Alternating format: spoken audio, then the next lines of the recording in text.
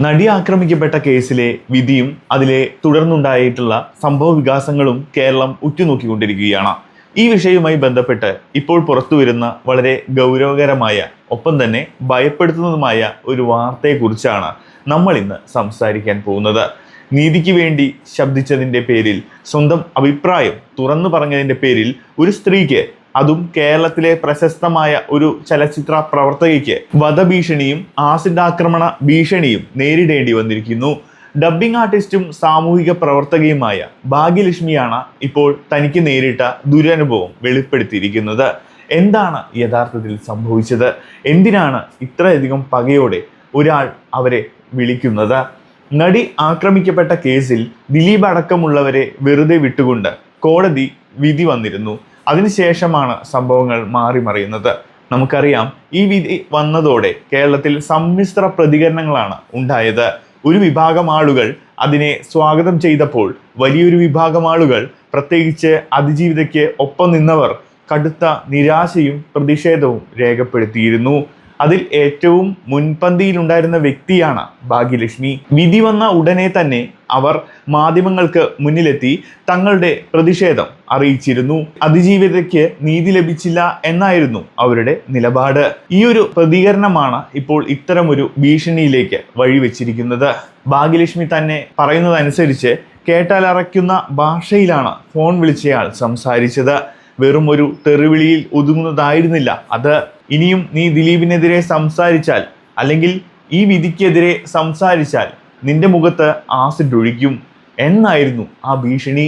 Acid ആക്രമണം എന്ന് പറയുന്നത് ഒരു മനുഷ്യന്റെ ജീവിതം തന്നെ ഇല്ലാതാക്കുന്ന ഏറ്റവും ക്രൂരമായ പ്രവൃത്തികളിൽ ഒന്നാണ്. അങ്ങനെയൊന്ന് ചെയ്യുമെന്ന് ഒരു സ്ത്രീയെ ഫോണിലൂടെ വിളിച്ച് ഭീഷണിപ്പെടുത്തുന്നു എങ്കിൽ ആ വിളിച്ചയാളുടെ മാനസികാവസ്ഥ എന്തായിരിക്കുമെന്ന് നമ്മൾ ആലോചിക്കണം. ഇവിടെ നമ്മൾ ഗൗരവമായിട്ട് കാണേണ്ട മറ്റൊരു വിഷയം ഇത് ആദ്യത്തെ സംഭവമല്ല എന്നതാണ്. ഭാഗ്യലക്ഷ്മി തന്നെ വ്യക്തമാക്കുന്നത്, മുൻപും ഇത്തരമുള്ള പല കോളുകൾ അവർക്ക് വന്നിരുന്നു. അന്നെല്ലാം അവർ പോലീസിൽ പരാതി നൽകുകയും ചെയ്തിരുന്നു. പക്ഷേ ഫലം എന്തായിരുന്നു? കാര്യമായ നടപടികളൊന്നും ഉണ്ടായില്ല. അതോടുകൂടി വിഷമത്തിൽ ആ കാര്യങ്ങൾ അവതരിപ്പിക്കുകയാണ് ഭാഗ്യലക്ഷ്മി. പോലീസിന്റെ ഭാഗത്തു നിന്നുള്ള ഈ അനാസ്ഥയാണ് യഥാർത്ഥത്തിൽ ഇത്തരമൊരു കുറ്റവാളികൾക്ക് വീണ്ടും വീണ്ടും വളമാകുന്നതെന്ന് അവർ പറയുന്നു. നിയമത്തെ പേടിയില്ല, പോലീസിനെ പേടിയില്ല എന്ന അവസ്ഥ വരുമ്പോഴാണ് ആർക്കും ആരെയും വിളിച്ച് എന്തും പറയാമെന്നൊരു ധൈര്യം ഇക്കൂട്ടർക്ക് ലഭിക്കുന്നെന്നും അവർ പറയുന്നു. നടി ആക്രമിക്കപ്പെട്ട കേസ് തുടങ്ങിയ കാലം മുതൽ നമ്മൾ കാണുന്ന ഒരു പ്രവണതയാണിത്. അതിജീവിതയ്ക്ക് ഒപ്പം നിൽക്കുന്നവരെ, അല്ലെങ്കിൽ പ്രതിസ്ഥാനത്ത് നിൽക്കുന്ന നടനെ വിമർശിക്കുന്നവരെ സൈബർ ഇടങ്ങളിൽ വേട്ടയാടുക എന്നത് പതിവ് കാഴ്ചയായി മാറി. അത് വെറും ഒരു വിമർശനം മാത്രമായിരുന്നില്ല, മറിച്ച് വ്യക്തിഹത്യയും തെറിവിളിയും ഭീഷണിയും ഒക്കെയായിരുന്നു. ഇപ്പോൾ കോടതി വിധി വന്നതിന് ശേഷവും അത് തുടരുകയാണ്. കോടതി വിധി മാനിക്കുന്നു, പക്ഷേ അതിലെ വിയോജിപ്പുകൾ രേഖപ്പെടുത്താൻ ജനാധിപത്യപരമായ അവകാശം ഓരോ പൗരനുമുണ്ട്. ആ അവകാശം ഉപയോഗിച്ചതിന്റെ പേരിലാണ് ഇപ്പോൾ ഭാഗ്യലക്ഷ്മിയെ പോലൊരാൾക്ക് ആസിഡ് ആക്രമണം ഉണ്ടാവുമെന്ന രീതിയിൽ ഭീഷണികൾ വരുന്നത്. ഇതൊരു ഒറ്റപ്പെട്ട സംഭവമായി കാണാൻ സാധിക്കില്ല. വിധിക്ക് ശേഷം സോഷ്യൽ മീഡിയയിൽ നടക്കുന്ന ചർച്ചകൾ നിരീക്ഷിച്ചു കഴിഞ്ഞാൽ നമുക്ക് മനസ്സിലാവും, വലിയ രീതിയിലുള്ള ആഘോഷങ്ങളും ഒപ്പം തന്നെ വെല്ലുവിളികളും നടക്കുന്നുണ്ട്. ദിലീപ് അനുകൂലികൾ എന്ന് അവകാശപ്പെടുന്ന ചിലർ അതിജീവിതയെ അനുകൂലിച്ചവരെ തിരഞ്ഞുപിടിച്ച് ആക്രമിക്കുന്ന ഒരു സാഹചര്യം നിലവിലുണ്ട്. ഇനി ആരെങ്കിലും വായ തുറന്നാൽ വിവരമറിയും എന്ന തരത്തിൽ കമന്റുകളും പോസ്റ്റുകളും വ്യാപകമാണ്. ഇതിന്റെയൊക്കെ തുടർച്ചയായിട്ടാണ് ഭാഗ്യലക്ഷ്മിയെ നേരിടേണ്ടി വന്ന ഈ നീക്കങ്ങൾ നമ്മൾ കാണേണ്ടത്. ഭാഗ്യലക്ഷ്മി പറഞ്ഞ മറ്റൊരു കാര്യം വളരെ ശ്രദ്ധേയമാണ്. അവർ ചോദിക്കുന്നത്, ഞാൻ എൻ്റെ അഭിപ്രായമാണ് പറഞ്ഞത്, അതിനെൻ്റെ മുഖത്ത് ആസിഡ് ഒഴിക്കുമെന്ന് പറയാൻ ഇവർക്കാരാണ് അധികാരം നൽകിയത് എന്നാണ് അവർ ചോദിക്കുന്നത്. ഒരു ജനാധിപത്യ സമൂഹത്തിൽ ജീവിക്കുമ്പോൾ ഒരു കോടതി വിധിയെ വിമർശിക്കാൻ പാടില്ല എന്ന് പറയാൻ ആർക്കാണ് അവകാശം? കോടതി വിധി അന്തിമമാണ്, അതനുസരിക്കാൻ എല്ലാവരും ബാധ്യസ്ഥരാണ്. പക്ഷേ ആ വിധിയിൽ തൃപ്തിയില്ല എന്ന് പറയാനും അതിനെതിരെ മേൽക്കോടതിയെ സമീപിക്കാനും ഓരോ പൗരനും അവകാശമുണ്ട്. ഈ അവകാശം വിനിയോഗിച്ചതിനാണ് ഈ ക്രൂരമായ ഭീഷണി. വിളിച്ചയാൾ ഉപയോഗിച്ച ഭാഷയെക്കുറിച്ചും അവർ സൂചിപ്പിച്ചിരുന്നു. പരസ്യമായി പറയാൻ കഴിയാത്തത്ര അശ്ലീലവും അസഭ്യവുമാണ് അയാൾ പറഞ്ഞത്. ഒരു സ്ത്രീ എന്ന പരിഗണന പോലും ഇല്ലാതെ ഇത്തരം വാക്കുകൾ തനിക്കെതിരെ ഉപയോഗിച്ചു. ഇത് കാണിക്കുന്നത് നമ്മുടെ സമൂഹത്തിൽ വേരൂന്നിയ ഒരു വലിയ രോഗത്തെയാണ്. ഒരു സ്ത്രീ ശബ്ദമുയർത്തിയാൽ അവളെ അടിച്ചമർത്താൻ ഏറ്റവും എളുപ്പമുള്ള മാർഗം അവളുടെ സ്വഭാവത്തെ ചോദ്യം ചെയ്യുകയോ അല്ലെങ്കിൽ ശാരീരികമായി ആക്രമിക്കുന്നത് ഭീഷണിപ്പെടുത്തുകയോ ചെയ്യുക എന്നതാണ്. വർഷങ്ങളായി നമ്മൾ കാണുന്ന എന്നാൽ ഇന്നും മാറ്റമില്ലാത്ത ഒരു രീതിയാണിത്. ഈ വിഷയത്തിൽ പോലീസ് എന്തു നടപടി സ്വീകരിക്കും എന്നതാണ് ഇനി കണ്ടറിയേണ്ടത്.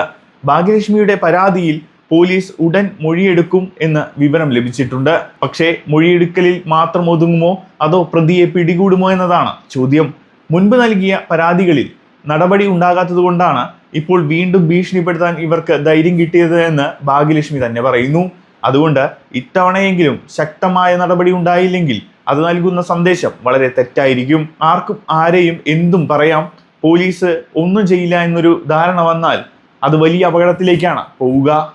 പ്രത്യേകിച്ച് ആസിഡ് ആക്രമണം പോലെയുള്ള ഭീഷണികളെ നിസ്സാരമായി കാണാൻ പാടില്ല. അത് വെറും ഒരു വാക്ക് മാത്രമല്ല, അത് നടപ്പാക്കാൻ മടിക്കാത്ത ക്രിമിനൽ മനസ്സുള്ളവർ നമുക്ക് ചുറ്റുമുണ്ടെന്ന് നമുക്കറിയാം. അതുകൊണ്ട് വിളിച്ചയാളെ കണ്ടെത്തി മാതൃകാപരമായ ശിക്ഷ ഉറപ്പാക്കേണ്ടത് പോലീസിന്റെയും ഭരണകൂടത്തിന്റെയും ഉത്തരവാദിത്തമാണ്. സൈബർ ഇടങ്ങളായാലും ഫോണിലൂടെ ആയാലും സ്ത്രീകളെ ഭീഷണിപ്പെടുത്തുന്നത് ക്രിമിനൽ കുറ്റമാണ്. നടി ആക്രമിക്കപ്പെട്ട കേസ് കേരളീയ സമൂഹത്തിൽ ഉണ്ടാക്കിയ മുറിവുകൾ ചെറുതല്ല.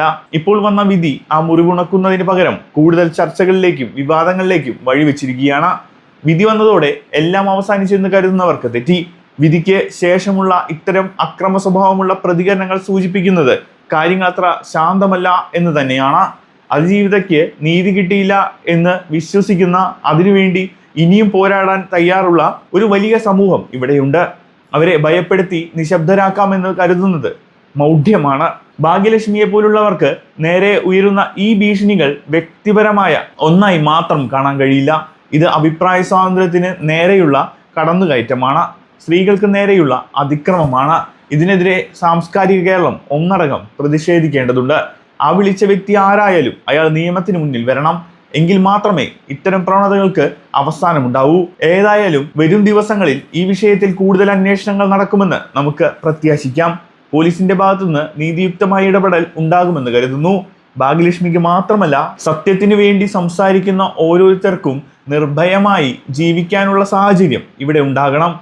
ഈ വിഷയത്തിലുള്ള നിങ്ങളുടെ അഭിപ്രായങ്ങൾ തീർച്ചയായും കമന്റ് ബോക്സിൽ രേഖപ്പെടുത്തുക. നീതിക്ക് വേണ്ടിയുള്ള ഈ പോരാട്ടത്തിൽ ആർക്കൊപ്പം നിൽക്കുന്നു എന്നത് ഓരോരുത്തരുടെയും വ്യക്തിപരമായ തീരുമാനമാണ്. പക്ഷേ വിയോജിപ്പുകൾ അറിയിക്കാൻ അക്രമത്തിന്റെ ഭാഷ ഉപയോഗിക്കുന്നതിനെ ആരും പിന്തുണയ്ക്കില്ല എന്ന് ഉറപ്പാണ്.